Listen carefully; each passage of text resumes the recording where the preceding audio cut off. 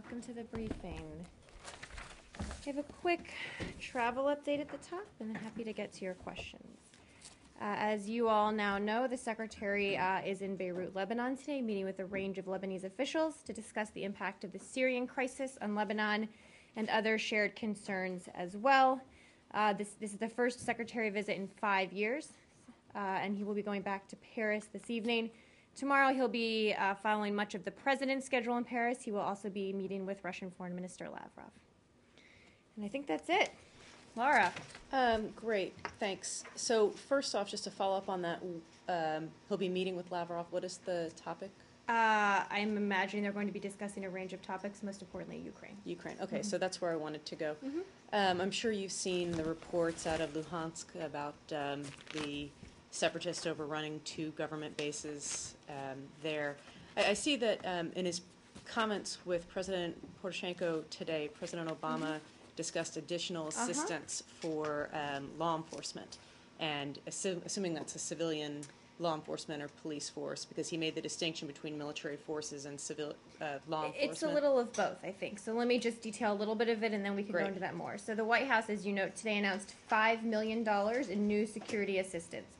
This new assistance will go for night vision devices, body armor, and additional communications equipment. It's my understanding that's going to the Ministry of Defense, actually. Right. And that obviously adds to what we've already given, which is $23 million in total, including the last $5 million.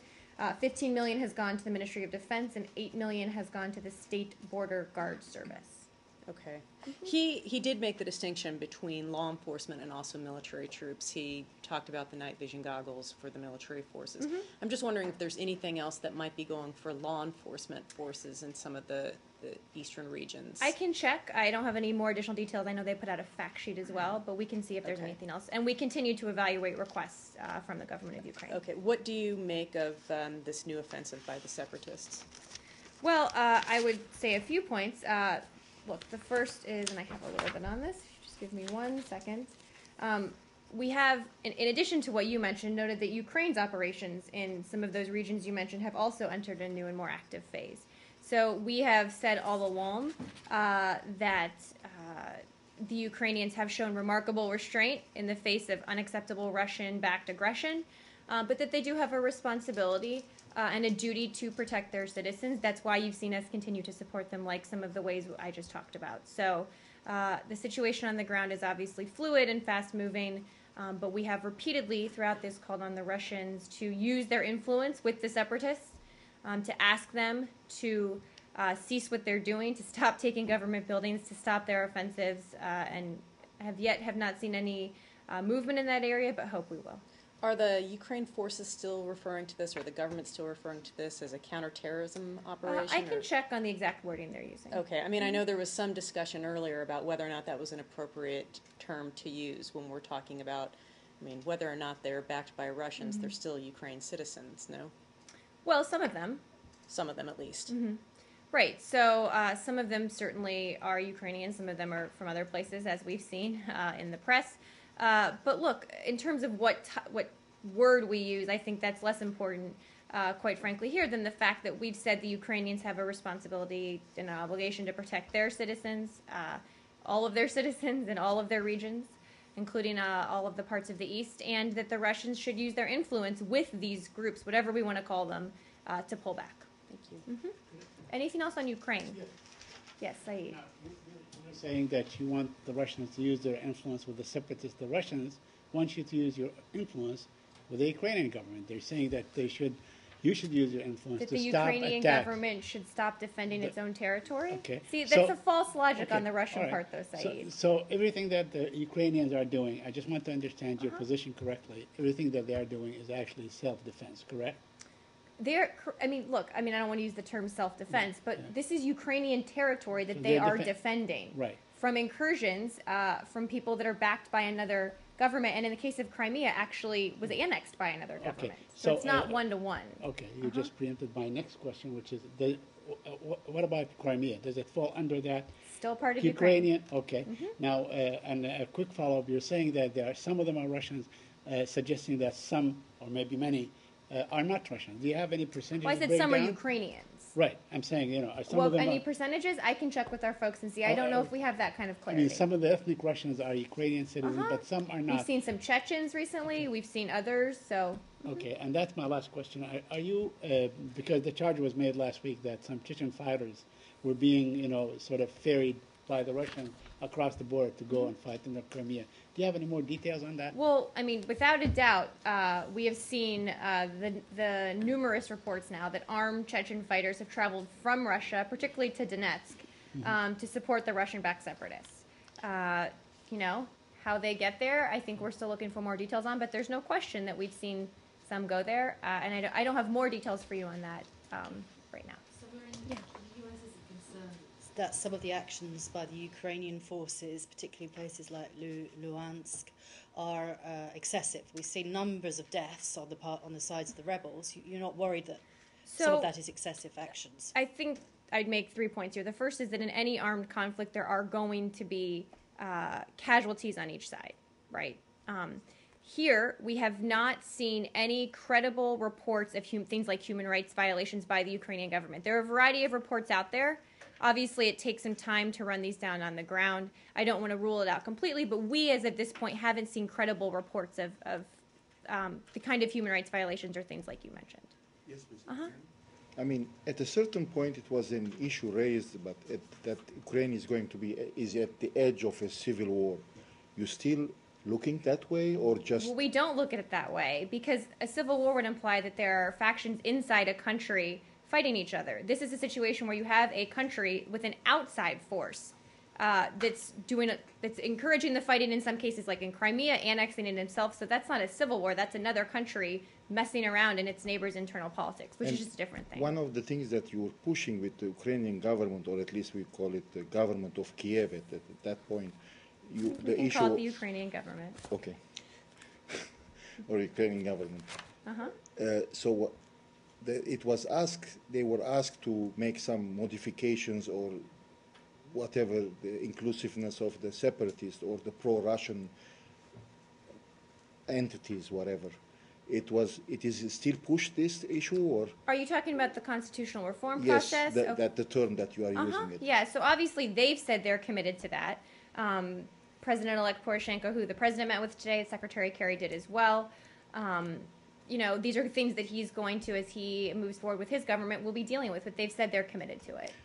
And we do believe it's an important process. What's your understanding of what are the main challenges now facing Ukraine? Is the separatist movement or the economic crisis or the presence of Russian troops at the borders, or it's not there anymore? Well, on the Russian troops, we've said they've been slowly moving back from the border. So obviously we believe they need to move quickly. But we have noted in terms of the troops on the border that they have been, many of them have moved, many of them have made preparations to move. They are moving slowly, but they're working on that. President-elect Poroshenko himself announced, I think right after his election, that his number one priority after taking office will be to restore order in eastern Ukraine by increasing dialogue with citizens of that region, traveling to the area soon after his inauguration, and increasing the transparency of the ongoing constitutional reform process. So I think there are a couple challenges, right? Ukraine is coming out of a time when it had a leadership that stripped its citizens of, money and rights and ways to choose their own government, and that's why you saw the Ukrainians come out and say that's not okay and we want a new government. So they have some economic challenges, certainly, which is why we've said we think it's important to support them economically. There is a huge security challenge, too, and I think President-elect Poroshenko is focused on that. Marie, how do you differentiate between this not being seen as a civil war in Ukraine, even though, as you just said, there are some Ukraine separatists, some of the separatists at least are Ukrainian, fighting against their government, and a situation like Syria, which I think the State Department, the administration, everybody acknowledges as a civil war, when there are also outside forces. That's true. The difference, I would say, is in Ukraine there was no violence before outside forces intervened. So in Syria, you had a situation where the government, Syrians Except rose up. in like Maidan and places like that. But that wasn't civil war level violence. No, that was internal. It was things like we've seen elsewhere around the Arab world. For example, it was people rising up against their government. The government cracked down, and eventually the government fled. We wouldn't term that a civil war. In Syria, when we started calling it a civil war, right, is when you had this local opposition rise up against the government puts them down, and the armed opposition emerges, and there truly is a Syrian on Syrian civil war raging throughout all of Syria, basically.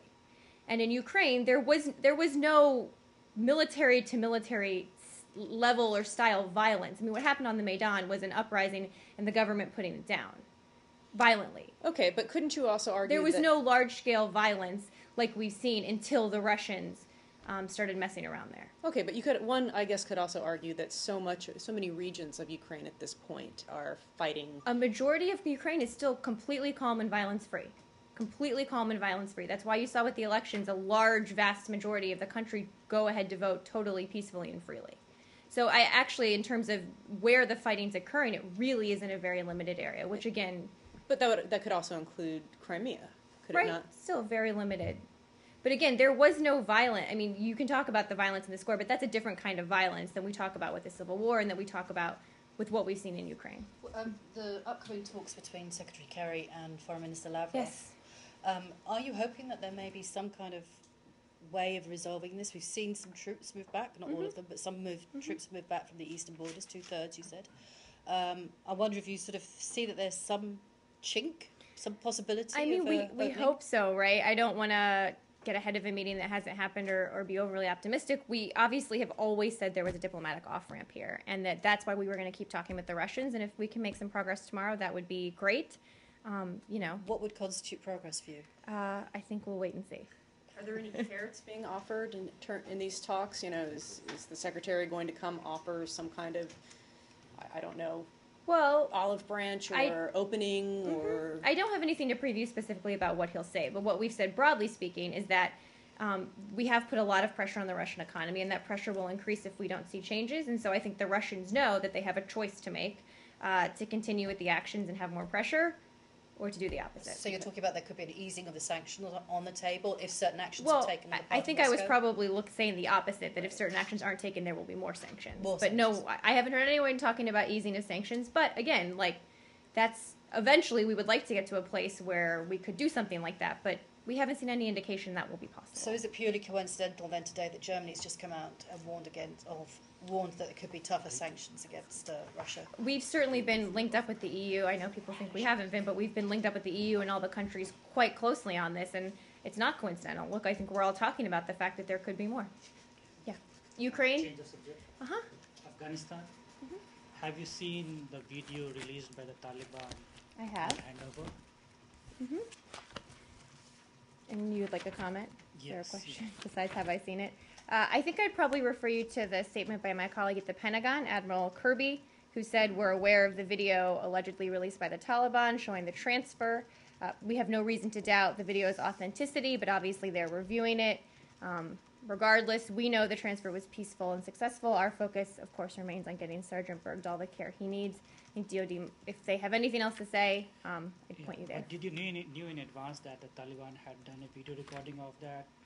Was there I was not aware of that. I'm happy to check with my DOD was colleagues. there any understanding between the U.S. and the Taliban that this process would be video recorded? Or Well, would it again, just we take weren't it- negotiating directly with the Taliban. Qatar was. I don't have any details on that topic. I'm happy to look into it further. Yeah. Any U.S. officials ever meet any members of the Taliban in connection with the possibility of Mr. Bergdahl's release? Over the 5 years, Correct. I will have to check our shot. I'm pretty I sure don't that, know. okay, please. Do you mean please do. one-on-one or with other people in the, or just at all?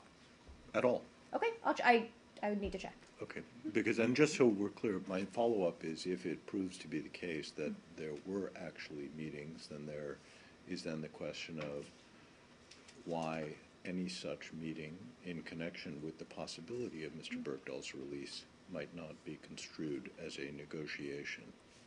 Okay, I'm happy to check. Thank you. And there have all, as you know, now been multiple sort of phases in this discussion Yeah. about his Yeah. release, so I just don't have all the history. I'm happy to check. Wait, let me go. Oh, go ahead, Saeed. Go, Joe. I differ. We're all so polite today. Very polite today. I just wondered if you had any concerns about the release of this video. Is it being used by the Taliban as some kind of propaganda value? I mean, You know- they blasted across it. Don't return to Afghanistan again. Next time, nobody will release you. And they call it a ceremony for the handover of the soldier. Look, I think what we were focused on here is getting this American soldier home. Again, I think there might have been some confusion yesterday that how he ended up in Taliban captivity is wholly unrelated to whether or not we should have brought him home. And I think the Army and military leadership has spoke to that quite eloquently. So, we've been very clear about our feelings on the Taliban. The United States military has been very clear about the lengths they will go to take action against the Taliban. We've seen that. So I don't think anyone should be confused or in doubt about the United States military's willingness to go after the Taliban based on this. Yeah, that was. Thank you, but that wasn't really quite my So, question. I mean, My I don't question was think- whether it has yeah. propaganda value for the Taliban. I don't want to venture to analyze that. I think I was trying to put it in the broader context of our activities against the Taliban, that it's a video of us getting an American soldier home. And that's important to us. And I think that is an important thing for the United States to say that we do no matter how they go missing. And I think that's how I would view it, at least. Was it just a status update? Wait, hold on. Saeed and then Lucas. Saeed. On the question of whether it was Okay, wait. whether it was propaganda. Lucas, go ahead. Yes. On the question of whether There's this time for all of them. Go ahead. We were being very polite. I know. Right. Go ahead, Lucas. on the, It on is the indeed. question of if this is a propaganda video, if this video is propaganda for the Taliban, would you say it's just a status update on Facebook? I have no idea why. I will not venture to guess why the Taliban does things or why they release videos. As I said, what's been important to us throughout this whole process is his health and safety, which, as you know, is why we had to move very quickly. Determining the facts now, which we just don't know, and which is very important to the Army. You've heard other people speak about it now today. Not prejudging what those are. And look, if the facts lead one way, there will be consequences, of course. But what we're focused on now really is his health. Saeed, do you have a question on the video? And then we'll go back to Lucas. The broader Look how polite everyone you, is. you mentioned the broader context. Would Uh-huh. you like to see this in the broader context lead to some sort of a negotiation with the Taliban where the United States can achieve some sort of a SOFA agreement where the border with Pakistan, you can negotiate with the Haqqani network and the border in Pakistan is more secure. Would you like to see that? That was just like 15 hypotheticals in one. I think, Oh, but more okay. broadly It's a good speaking, place to ask Saeed, hypotheticals. more Right. broadly speaking, what we've said is if this could lead to progress on the reconciliation front, Right. that would be good. I don't want to get too far ahead of this now because it's a really tough challenge, right? We need there to be an Afghan-led reconciliation process where they talk about their future and they talk to each other about what would happen next. I don't think I have much more analysis to do about what possibly could come from this. The president very clearly outlined the future of the United States in Afghanistan several times over the past few years, most recently, of course, in his announcement last week about our troop numbers and what our presence will look like there. So I think we've been very clear about the role we're going to be playing. So it is possible that this is not just an isolated negotiation for exchanging prisoners incident. Well, this was an isolated This was an negotiation isolated- about the exchange of prisoners, but if it could lead to progress on reconciliation, which we've said is very important, then obviously that would be a good thing. We don't know if it will, but if it could, that would be good. Yes, going back to Lucas. Former Secretary Clinton has spoken out on the. I think Yeah, this is. about Oh, us. this is. Okay. Oh, yeah. We're in Afghanistan. We're just staying in still. Afghanistan today. No. We're not going to Benghazi. Not yet. Go ahead. On the Bergdahl case, Uh-huh. former Secretary Clinton has spoken out, calling it one of the hard choices that top policymakers are often called upon to make. As we all know, this concept of a prisoner swap was first broached with the Congress in late 2011, early 2012. Mm-hmm. What view of the idea did Secretary Clinton take at the time and when she was serving in the President's cabinet? I think I'd probably refer you to her to speak. I think she's spoken about it now, and if she has anything else to say, I'm sure she'd be happy to provide it. Published reports from then and now state that Secretary Clinton opposed the idea of a prisoner swap. Are those reports inaccurate? I know there are a variety of reports out there, and I know that one thing we've said very clearly recently is that while we've been talking about this for a long time, the situation has continued to evolve. His health, we believe, continued to get worse, and the decisions we made now are not identical to the conversations that we've been having for years, just broadly speaking. So again, I'm happy to see if there's more from her time here or more that she'd like to add, but she's right, it's a tough choice. I think what you've seen is complete unanimity throughout the administration, both, throughout the last 6 years or 5 years he's been a captive, that we need to do everything we can to bring him home. and what that looks like. And even some members of Congress who are today criticizing us have been on the record saying, we'll do everything to bring him home, including prisoner swaps.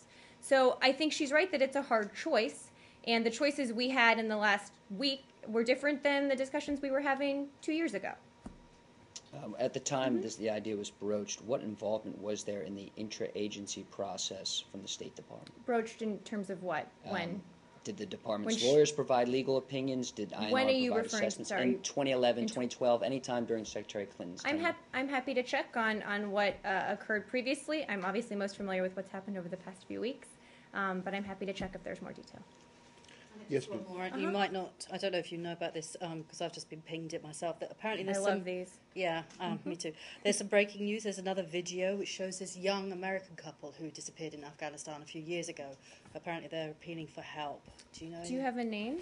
I can't remember their name. I know more about this. You might do. Yeah, it's I don't know the name. I will get it for you, but it's a Canadian man and his wife, who's from Pennsylvania. They're a young couple. The video shows her in an abaya with a hijab, Okay. and they're being held. Private citizens? Yes, Obviously, civilians. we have no greater priority than the protection of American citizens overseas. I'm not familiar with this, and obviously there are always privacy concerns. I'll check on it, though. She was apparently pregnant, I think, when they Yes. disappeared Okay. back in 2012. I'm happy to check. I know there are some privacy concerns, so let me just check. Okay. thank you. But are there privacy concerns even if they have identified themselves? I'd have to check on this specifics. Okay, because the video shows them saying, "My name is, X, Y." Okay, I'll check. Thanks. Yeah, I'll check. Back to Secretary Clinton real quick. Just in general, was this the only option, the prisoner swap? Compared to what? Well, Fox News, Catherine Herridge is now reporting that this prisoner swap, that this was the second option. This was not the only option, that they had pursued another plan in December 2013. I'm happy to check on the details. Obviously, if there were other things considered, I think broadly speaking, we've considered all options to get him back. This was judged to be, again, recently, we believe, as General Dempsey said, this was the best, probably last chance to get him home. This was what we undertook in order to get him home. As we've said very publicly, we've been talking for a long time about a potential prisoner swap and what that might look like. I'm sure we looked at a range of options, but again, as I will refer to General Dempsey's comment that this was the best opportunity to get him home. Oh, so cash payments were discussed? I can check on that. I don't know, Lucas. And was the United States government negotiating with the Pakistani government? Negotiating with the or were they I'm happy to check on those details. Again, I'm most familiar with the recent history here, but I'm happy to dig a little deeper. What Afghanistan said. Just sent to me. See, I wish I could have my phone up here because I feel like I'm at a disadvantage. You all have your And I phones. need to pay tribute. It's an AP story. It's an AP. I need to be able to phone a friend. Yes. It's Caitlin Coleman and Joshua Boyle. Okay, yes. So, again, as in these general types of cases, strive to remain in contact with the U.S. citizen's family, provide appropriate consular access. About this case, because of privacy considerations, cannot provide additional details. Yes, on Afghanistan. Uh-huh. So, yesterday you said you had a very short window of time for the prisoner swap, Mm-hmm. and today you were saying that you had the best and the last opportunity. Did the Taliban give you a deadline for? I don't have more details for you on the internal discussions between the government of Qatar and the Taliban. And exactly where this happened, was it along with the Pakistan border in Afghanistan? I'm happy to check if there's more detail we can provide on that. And did the U.S. also video record or took pictures of? Not to my knowledge. I'm happy to check. Because the video didn't I don't see anything in the video that you recorded. I'm happy to check. Was it a risky operation? Do you believe?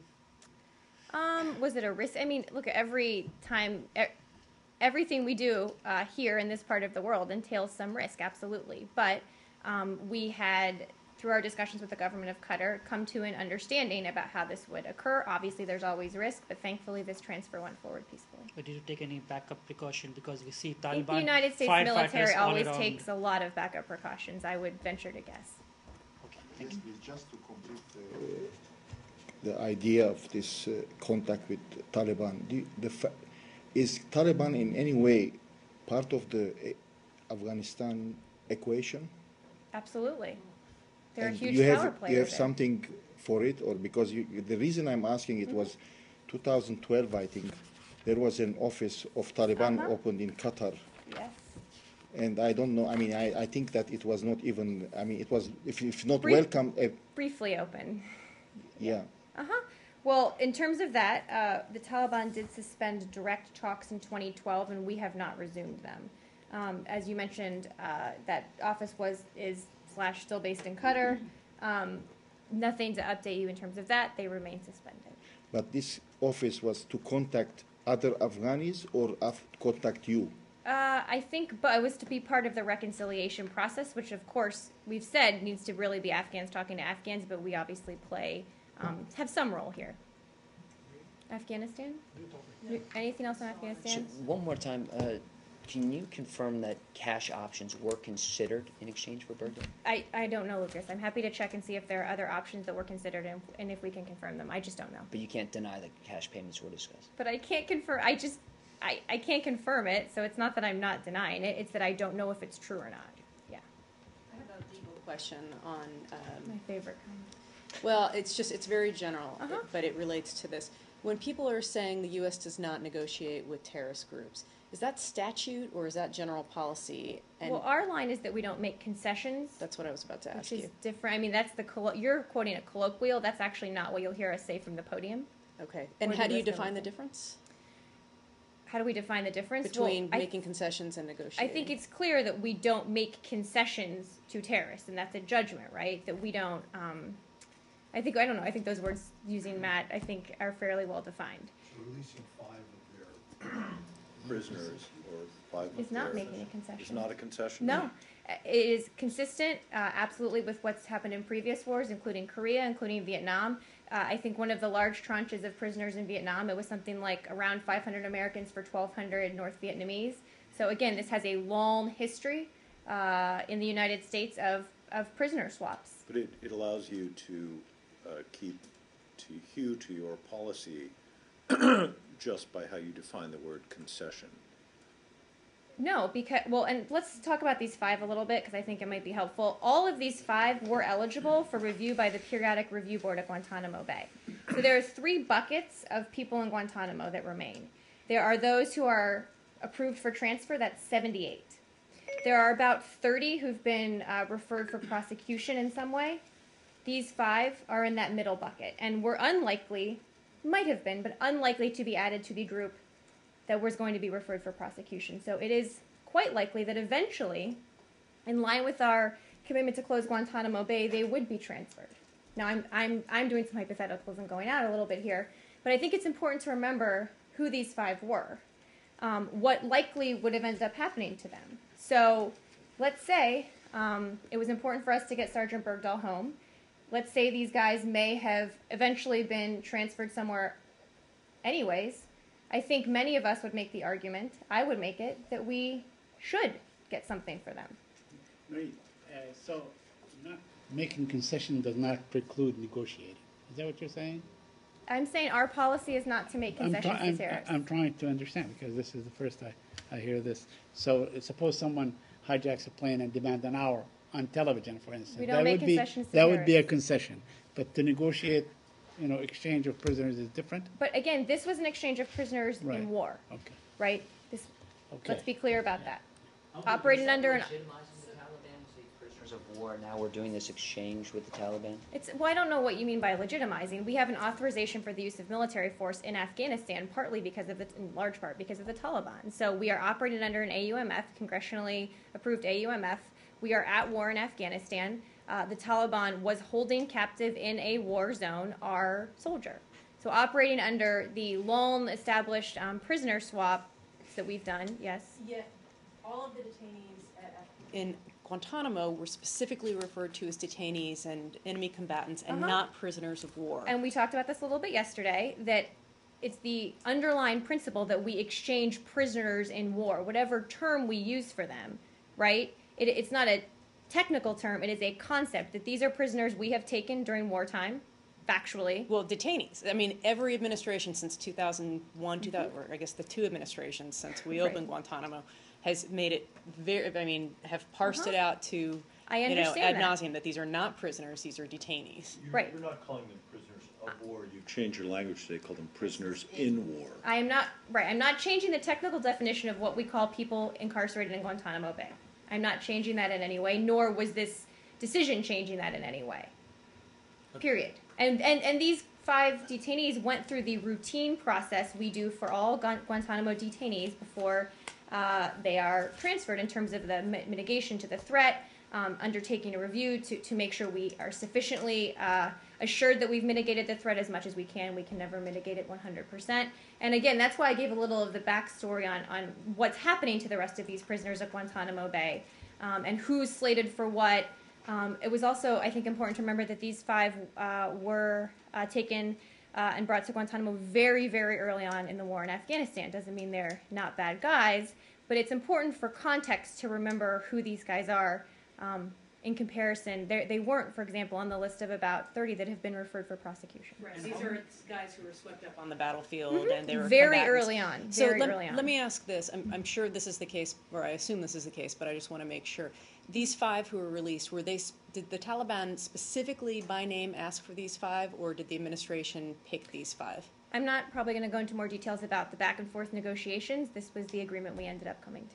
Because it begs the question whether or not some of them could have come from the 78 who have already been cleared for transfer. None of them were in the 78 already cleared for transfer. They were all in this middle. And so everyone who's not cleared for transfer already or has been referred for prosecution is eligible for review by the periodic review Correct. board. No, maybe I should be more clear. Yeah. I mean, if given the choice, I assume the administration would have picked 5 people who had already been cleared for transfer, who have already been deemed not a threat to. I think we wanted, given the choice, we wanted to find an acceptable agreement where we could get our soldier back and feel like we've sufficiently mitigated the risk for whoever we transfer.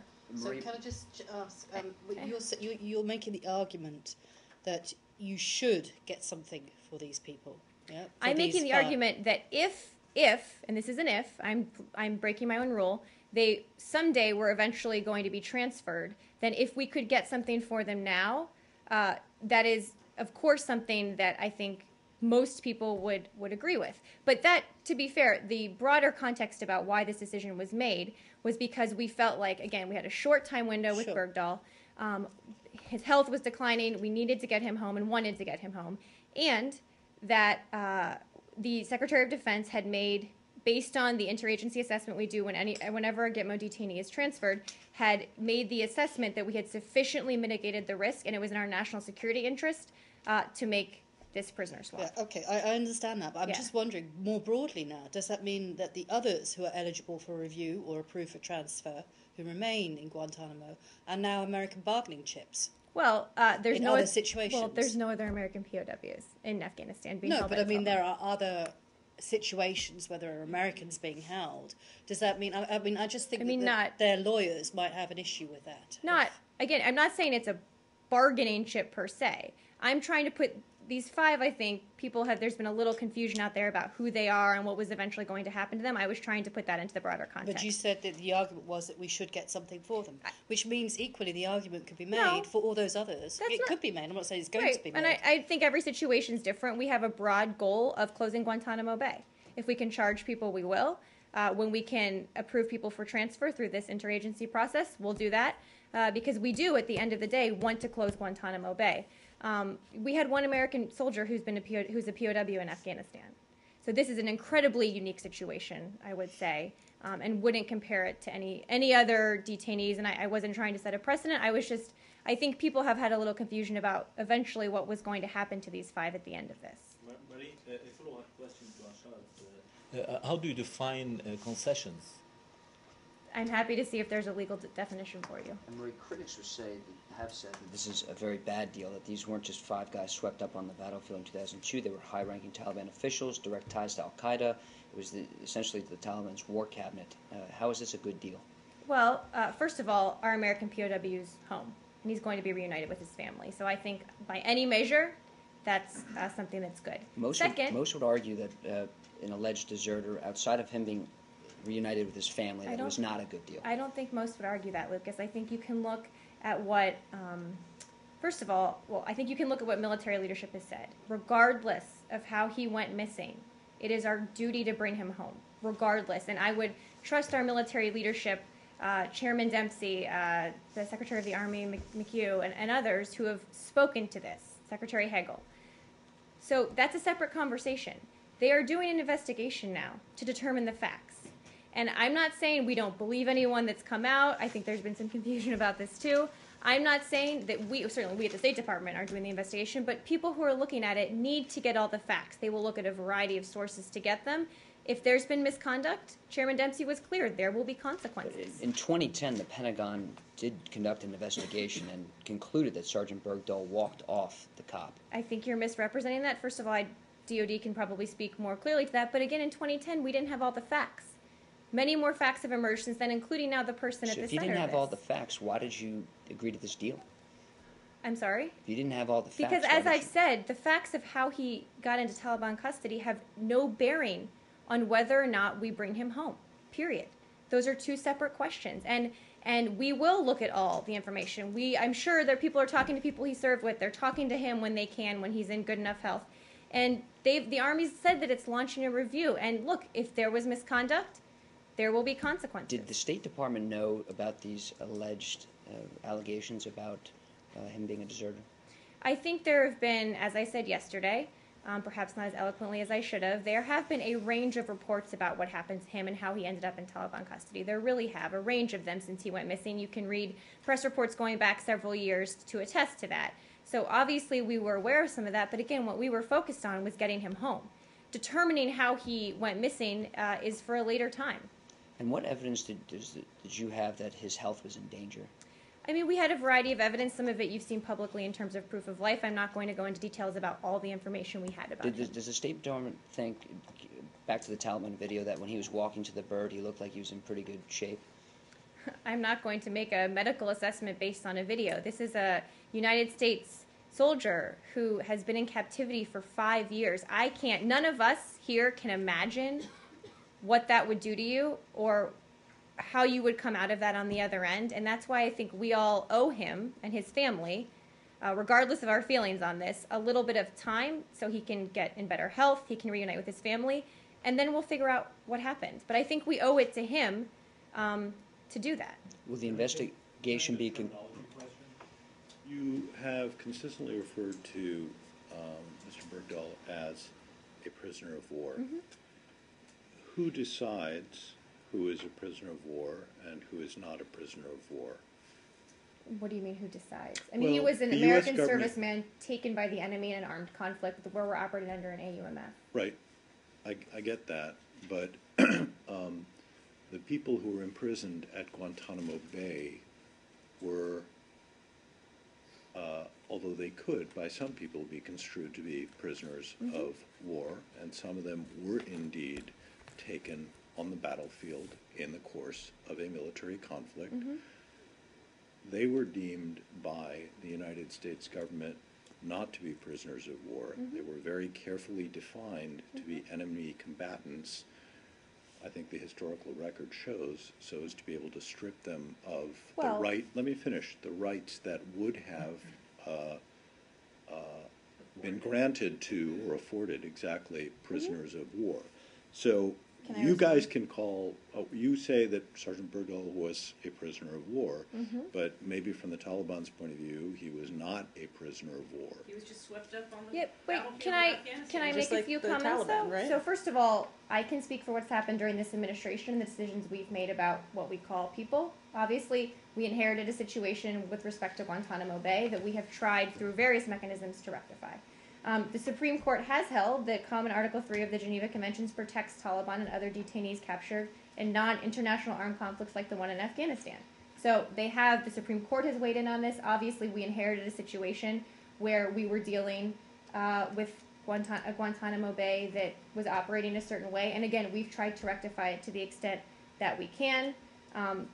Whether or not members of the Taliban meet particular prisoner of war criteria, including, I think, that it has to be between states. The prisoner of war term, I believe, in the Geneva Convention refers to conflict between states. Obviously, the Taliban is not a state. Right, so how then, if I may ask, is in terms of the Geneva Mr. Convention. Bergdahl a prisoner of war Because he's a member Because of you're a... an ally of the state of Afghanistan, correct me? So how is he a prisoner of He war? is a member of the United States military You fighting... talked about conflict between states. Right, but he is a member of a state army being held during a time of war where we're operating under an AUMF and American law. But I'm not- happy to check with the lawyers if there's No, more no, details. I get and it. I'm not It's just- relitigating why the Bush administration called people a certain No, thing when they got but- to Guantanamo. No, but the point I'm trying to make is, you know, when you justify the president's decision to secure his release in the manner that he did, I take no position on the merits of that, Yep. by using certain terms, Yep. like prisoner of war for your guy and not prisoner of war for the Taliban people, you're using language in a way that tries to justify something, but it's not clear to me at all whether the use of the language, and maybe it is actually justified.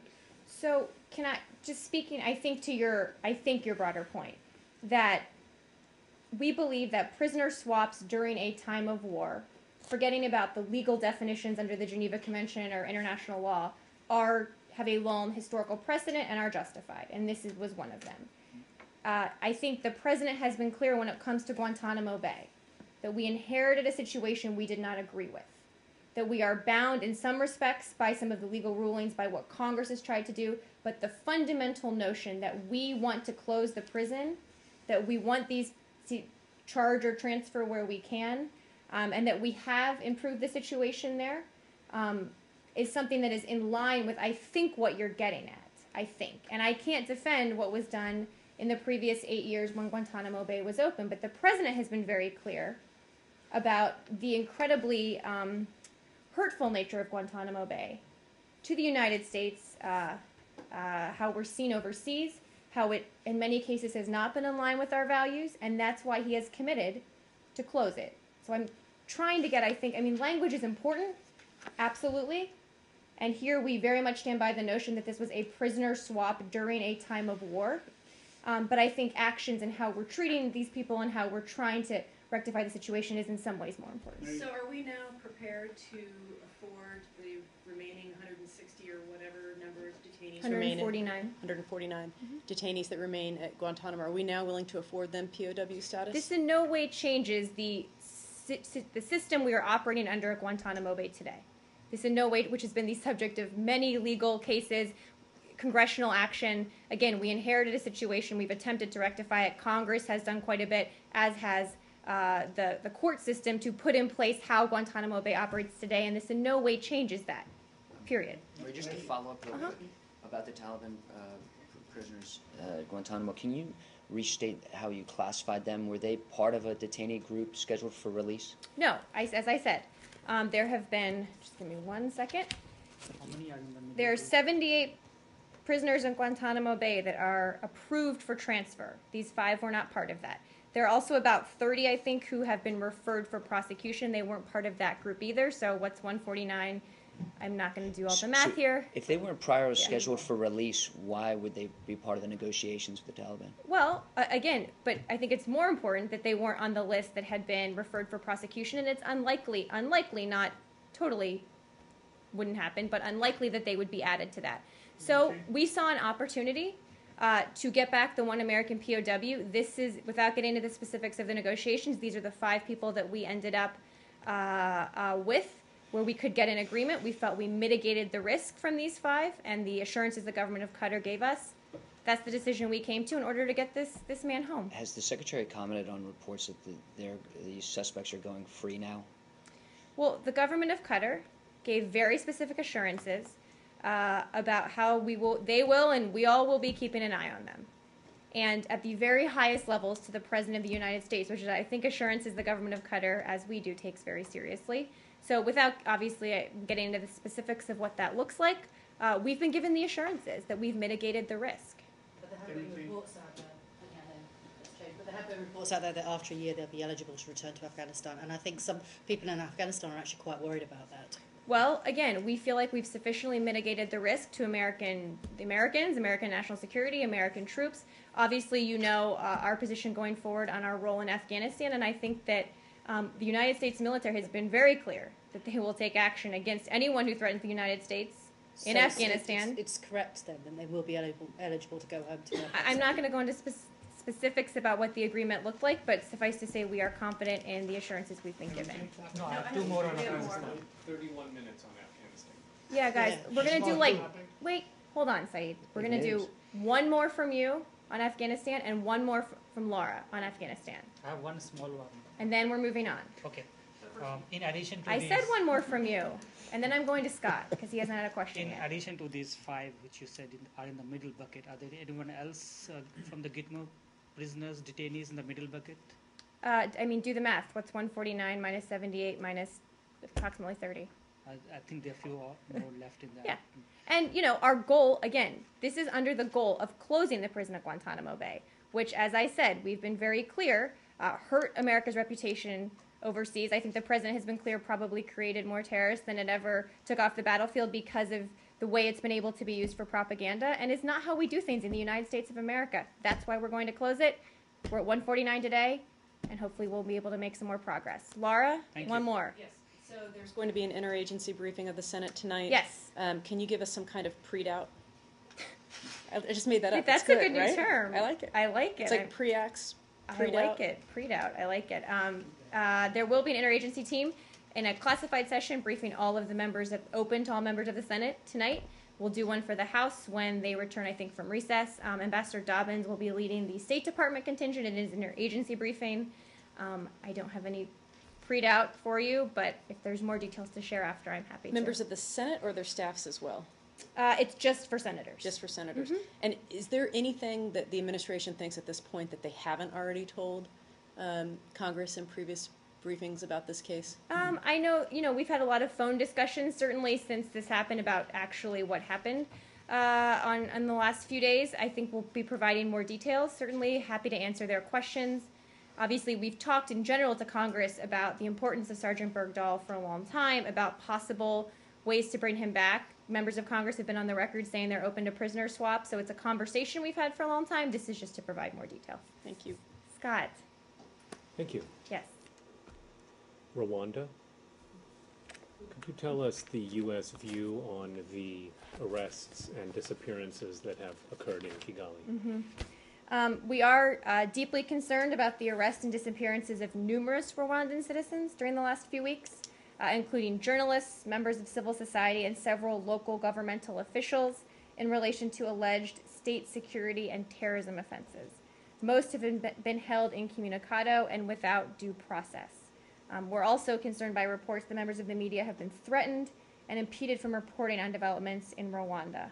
We have discussed the situation with senior Rwandan officials, senior members of the government, raised our concerns about the critical importance of respecting human rights, including freedom of expression and due process, and urged that all defendants be accorded due process under Rwandan law and also under Rwanda's international human rights obligation. You will recall that past disagreements between the United States and Rwanda, specifically over Rwandan support for the M23 rebel group, resulted in a suspension of U.S. military assistance to Rwanda. Is that something that's being considered in this matter? I don't have details about the policy options we're considering. We're obviously continuing to follow the cases of those missing very closely, those arrested or missing, I should say. We'll continue raising it with the Rwandan government. If there's more in terms of policy options going forward, I'm happy to look into that. Yes? Do you have any details in Rwanda about the state security and terrorism offenses? Like, what's happening here? Well, we don't have any information regarding the factual basis of these allegations against these individuals, so obviously that's something we're looking into, but I think there have been a number that have gone missing and we just don't know about the actual allegations. Yes, Joe? Germany. I wondered if you could give the US reaction, please, today to the news that the federal prosecutor in Germany has opened an investigation into the alleged tapping of Angela Merkel's telephone. This is a topic that Chancellor Merkel and the President discussed in depth when she was here recently. We believe it's important to talk about this in the diplomatic channels. We've done so with the Germans and others. You heard the President come out very clearly and talk about things we're not going to do going forward. So We've addressed it directly with the German government. So you don't believe a federal prosecution, federal investigation by the prosecutor is appropriate then? I don't have, I think, a comment on the investigation by a German prosecutor.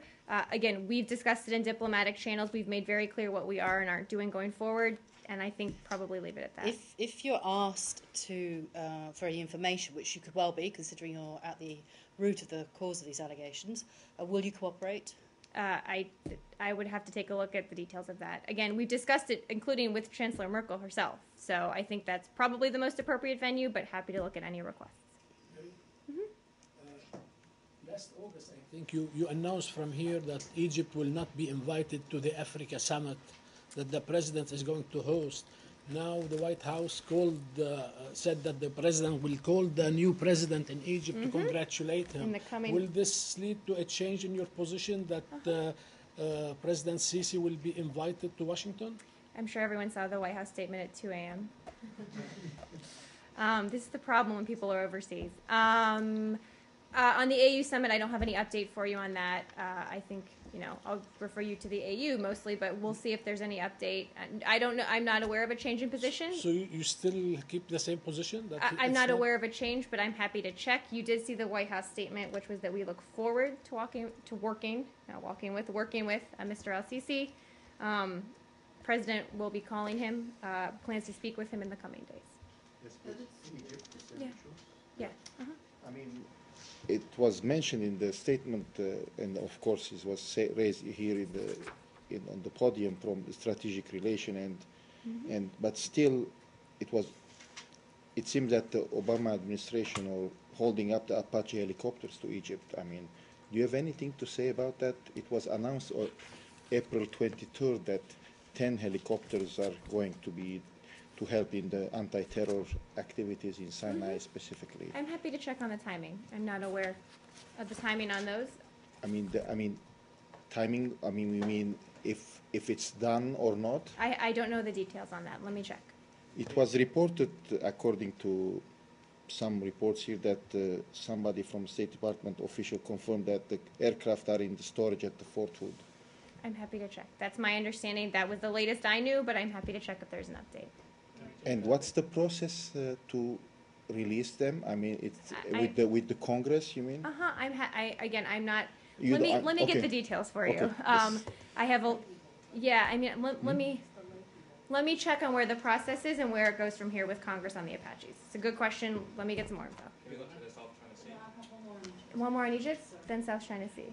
Does the White House statement was actually pretty neutral in its tone, I thought, yesterday. It wasn't very congratulatory, just that you're looking forward to working with them. Are you now in a position to go forward with your certification on that Egypt's on its road to democracy and release the rest of the money that was frozen last year? So, on that, no announcements to make. We never laid down a timeline for when or under what circumstances the Secretary would make that kind of determination. I know that the discussions are ongoing. Still an internal process. Don't want to get ahead of it. So you still have concerns about democracy building in Egypt? Well, I mean, broadly speaking, and you saw in the statement, obviously said that we had concerns raised by observation groups. We shared them about the political environment, the restrictions on people around the elections. So I think, we'll continue having the discussion. Just one more. Just one more. It's about Egypt again, and it was announced yesterday that Sunday, I think it will be the swearing-in ceremony, and almost they said that countries are invited, and they named the United States. What level are you going to participate in it, and what level it's going to be? Yep, we're still determining who will be part of the delegation, and when we have an update, I'm happy to provide that. It may be later today or early tomorrow. Do you expect the Secretary to divert his travels? I do not. Okay. I do not. We were going to South China Sea. Yes. So in the past, the department has urged for a diplomatic resolution of the maritime disputes in the South China Sea, and today China rejected rejected a step that would have sent that required them to send evidence to a UN tribunal a court, in the maritime court. Is the U.S. Is concerned this in that the Philippines filing? Yes, the Philippines filing. So is the U.S. concerned that China's not genuinely interested in seeking a diplomatic resolution to the case? As we've said, the Philippines and other state parties have the right to avail themselves of the dispute resolution mechanisms provided for under the law of the Sea Convention. We think this is a good thing. We think states should work through a rules-based system to resolve their disputes. So we have said, broadly speaking, that we are concerned about China's actions there, about an increasing pattern, it seems, of destabilizing actions there, and again, believe that this kind of dispute resolution mechanism is a good way to handle these things. And the court has set a deadline of December 15th for China to offer its evidence in its dispute. Is the State Department engaging with China at all to encourage them to take this step? I can check and see. I would imagine we are. Let me check and see. Thank you. Yeah. Okay, today Ambassador John McManus issued a statement acknowledging progress that Iran has made. Could you tell us what does that mean? I think he was referring to this is the Board of Governors meeting at the IAEA. I think this is a fairly routine thing that Ambassador McManus does through their work, because he's, of course, at the IAEA. Okay, so does that mean that you're in agreement with the report that was issued a couple of weeks back? With which report? The IAEA report? I can check on the details of that report. I don't have them in front of me. On the same topic, or Yeah. related topic, you were asked yesterday about the letter that I now Chairman have the Royce letter said. right here. So do you have something to say about it? We will be responding, as we do to letters from Congress, but it's in general all about the issue I addressed yesterday that Scott asked about. We don't have any indication that Russia and Iran are moving forward or close to, consummating any kind of oil for goods deal. We know they've talked about it. They've also come out publicly and said that they're not moving forward with it right now, so nothing to indicate that this is actually getting close to completion. And I'm sure we'll respond. Any pre-doubt of how you plan to respond? I just did it. I know now it's catching on. That's probably the best readout I can give before I can't bring myself to do it, Laura. But in terms of in general, I know there have been a variety of press reports and some discussions between officials from the two countries, but and we've been very clear with both sides that this could be sanctionable. And then just while we're on that, the Supreme Leader of Iran made some remarks in a speech on the 25th anniversary of the death of his predecessor. I was wondering if you had a chance to see those. I hadn't seen those yet. I'm sorry. Is there something specific you were interested in, or I can? It was a lot of the usual sort of fire and brimstone rhetoric, but just saying that the U.S. had failed to bring Iran to its knees due to the sanctions.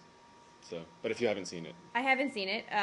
In general, look, we see a lot of rhetoric from the Iranian side. What we're focused on is actions, and the negotiations will head back the week of the 16th to Vienna for the fifth? Oh God. Losing my mind here. The next round of comprehensive negotiations with Iran on its nuclear program. But I'm happy to take a look and see if there's more. On that, there's also been some rhetoric from the American side, not officials, but analysts and think tankers. That I love outside commentators' rhetoric. That the Rouhani's administration, for lack of a better word, has been disappointing because it has been less moderate than had been hoped, anticipated, or promised. What's your reaction to that? Well, a few points. The first is on the nuclear side, which is a specific issue. We have made much more progress with the Iranians under the Rouhani administration. I think for a variety of reasons, one of which is he was elected in large part on a platform of needing economic reform. And they know the only way they can truly get the kind of economic reforms, or economic relief they need is if they get a comprehensive agreement here, because they're not going to get it right now. So I think on the nuclear side, look, we have a long way to go, and we don't know if we'll get there. But we've seen progress on that side that we, quite frankly, hadn't seen in a long time. But at the same time, you are right. We still have huge concerns about human rights, women's rights, support for terrorism. We need to be and we have been very clear about that, and how much of that has not changed. So I think we've continued to raise all of those concerns publicly as well. Lebanon? Besides announcing $290 million aids to the Besides that $290 million, which now puts us over $2 billion for the Syrians, by the way. I know. 290. but we're not doing anything in Syria. $290 million. What's the main goal of this visit to Lebanon? Well, I think, look, it's an important time for us to show support for the Lebanese government. Obviously, the situation in Syria has had an adverse impact on the security situation in some ways in Lebanon. We've seen the refugees. The Lebanese we've commended them for taking so many refugees and really bearing a lot of the burden here. So some of this funding will go to the Lebanese. So it's then they face a threat from Hezbollah that's continued. So it's an important time. The secretary's wanted to go there for a long time. As you know, his schedule is kind of crazy. Secretary hasn't been since 2009, so we thought it was important to go there now. But what about the timing? Why he didn't go before the end of the Lebanese president term ended 10 days ago? Well, I'm not sure and why there is a political vacuum now. Well, there's still a prime minister with whom he met today, who's assuming a great deal of responsibility right now for his country's governance. I think, first of all, it fit in his schedule right now. And second of all, the goal of the trip is not to solve Lebanon's political situation because they do need a president. And the secretary, it's a discussion he had. Obviously, we have some thoughts, but this is up to the Lebanese people to decide. So the purpose wasn't to result in Lebanon getting a new president. It was an important time to stop and show our support. Well, we're still on Syria. Yeah. Okay. Yesterday, I think it was former ambassador to Syria. Thought we were going to get through the whole briefing without this. Okay. Robert Ford said that you guys could have stepped in early on and aided the moderate opposition. Are there any kind of regret that you have not done that? We've been consistently aiding the moderate opposition in a variety of ways. We've continued to increase it. As the president said last week, we will continue to do so going forward. Look, I don't think anyone can, as I said yesterday a number of times, look at what's happening in Syria, what's happened there, and be satisfied. It's heartbreaking and frustrating. But that's why, again, we announced another tranche of aid today to the Syrian people. That puts us over $2 billion. Today, the secretary announced it in Lebanon. Secretary, let me just, because I'm not sure all of you see this, he announced an additional $290 million in U.S. humanitarian assistance to help those suffering inside Syria, as well as refugees and host communities in the neighboring countries.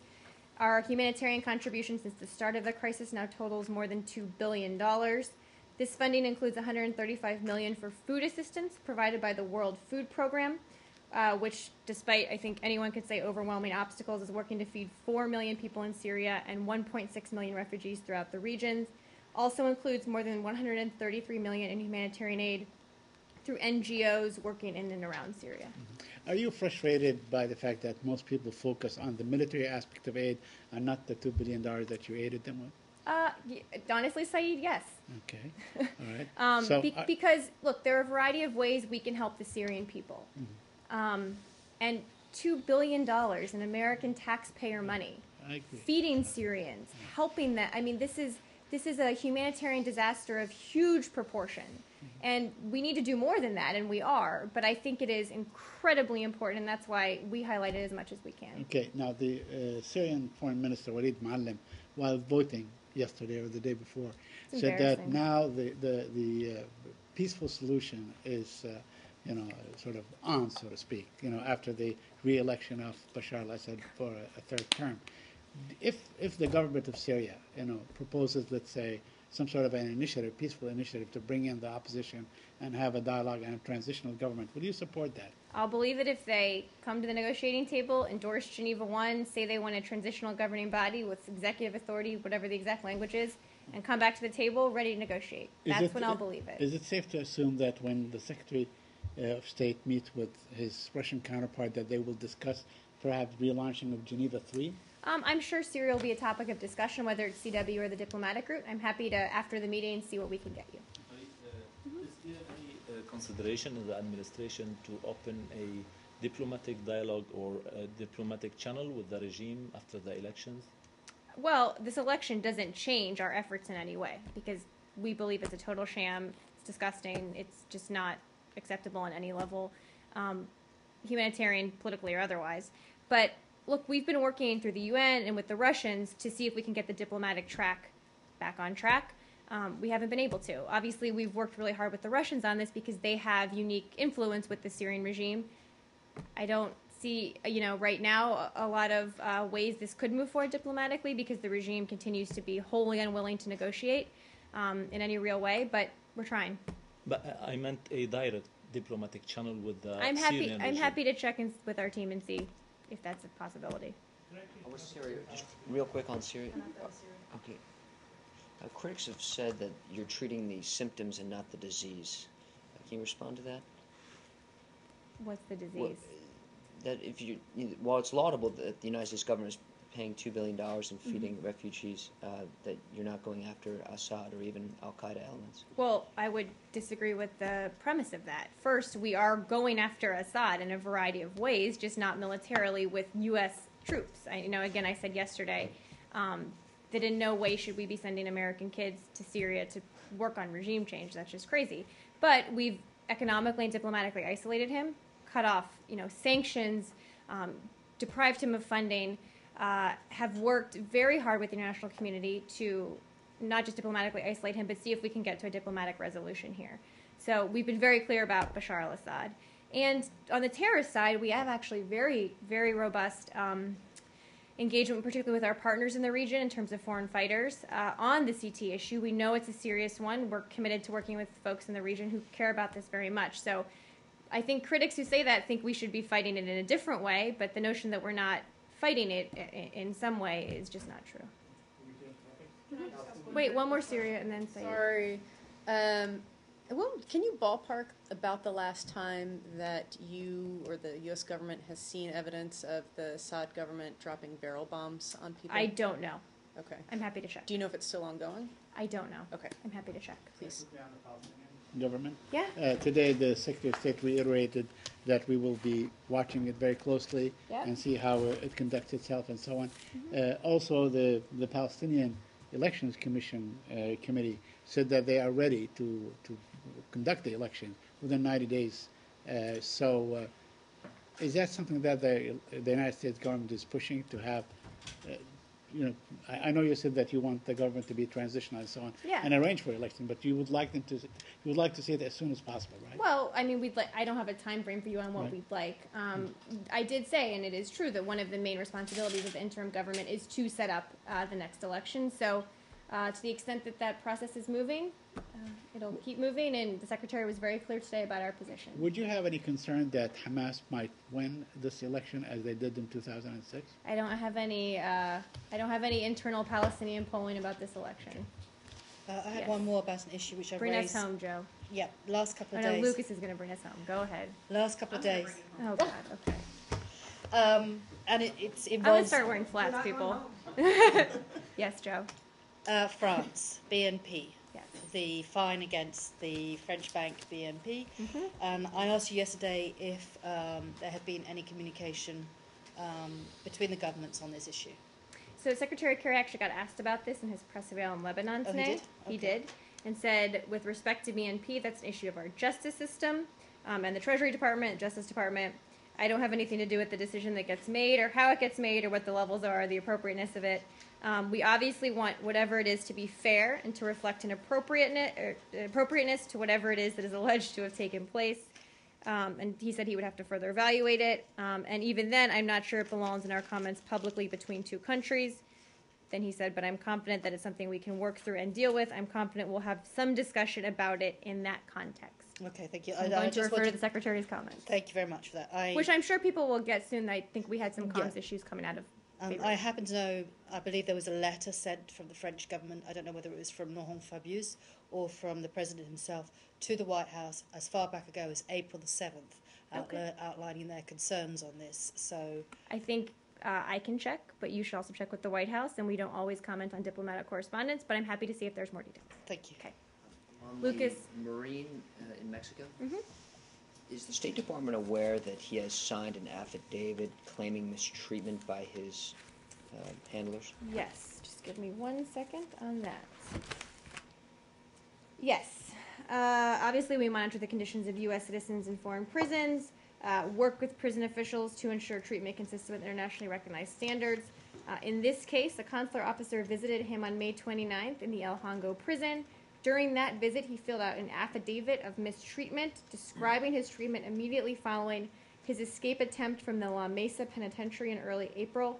We take such allegations with the utmost seriousness. As you can imagine, we'll raise the issue with the appropriate authorities in Mexico, as we have repeatedly. Understood. Has any State Department officials voiced outrage over this incident? We have certainly raised the issue of mistreatment with the Mexican government. We've discussed the case at length with them. I don't have many more details for you. And can you say from the podium that you are outraged over his claims of mistreatment? We take any such claims very seriously, absolutely. Bring us home.